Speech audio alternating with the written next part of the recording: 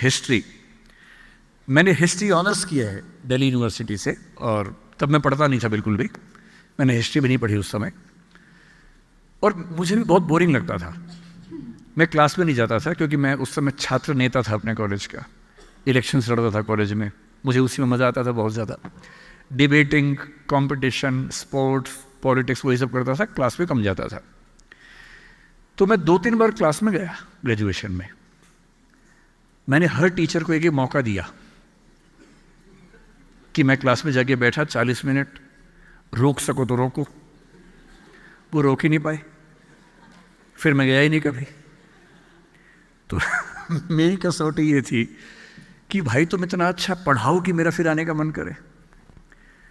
दुर्भाग्य से जिन टीचर्स की मैंने क्लास की 2-3 की, सबकी तो मैंने की भी नहीं, वो लिखा हुआ लेके आते थे, क्लास में आके बोल देते थे।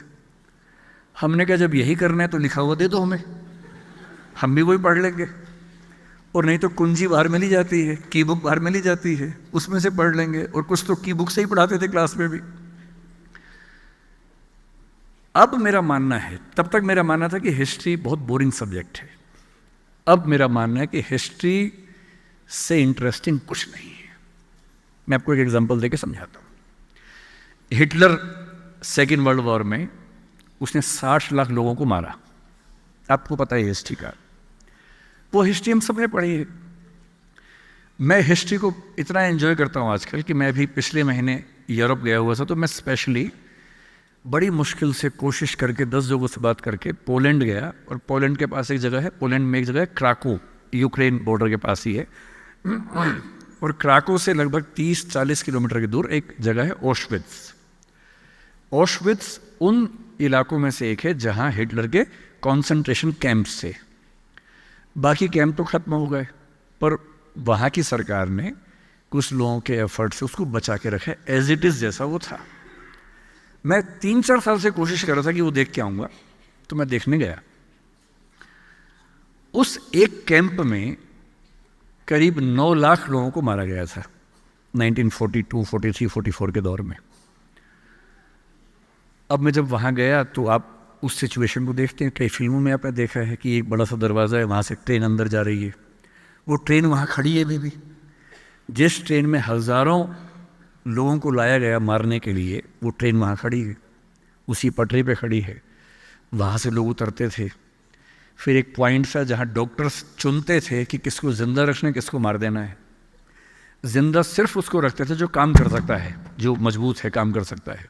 जो छोटा बच्चा है उसको मार देते थे, बूढ़े को मार देते थे। तो एक प्लेस मैंने देखा कि यहाँ से बच्चे बूढ़े एक तरफ जाएंगे, उनको मार दिया जाएगा, इधर जो जवान लोग हैं काम करेंगे। फिर वो चैम्बर्स देखे जहाँ एक छोटे छोटे इलाके में 20-20 लोग सोते थे, दड़बे की तरह बंद होके, जैसे पिंजरे होते हैं वैसे रहते थे। उसके बाद मैंने एक जगह देखी वहीं जहाँ मेडिकल एक्सपेरिमेंट्स उनके ऊपर होते थे। और फिर एक कमरा देखा, आप देख के दंग रह जाएंगे। कमरा मतलब इस ऑडिटोरियम का 1/10 साइज समझ लीजिए लगभग। उसमें जितने लोग मरे उन सबके जूते वैसे के वैसे रखे हैं।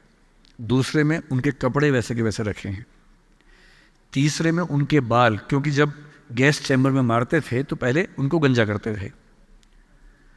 वो बाल आप देखेंगे, आपको खून के आंसू आ जाएंगे देखकर। और जब आप वो देखेंगे ना, फिर आपका मन करेगा कि हिस्ट्री पढ़ूं क्या हुआ था।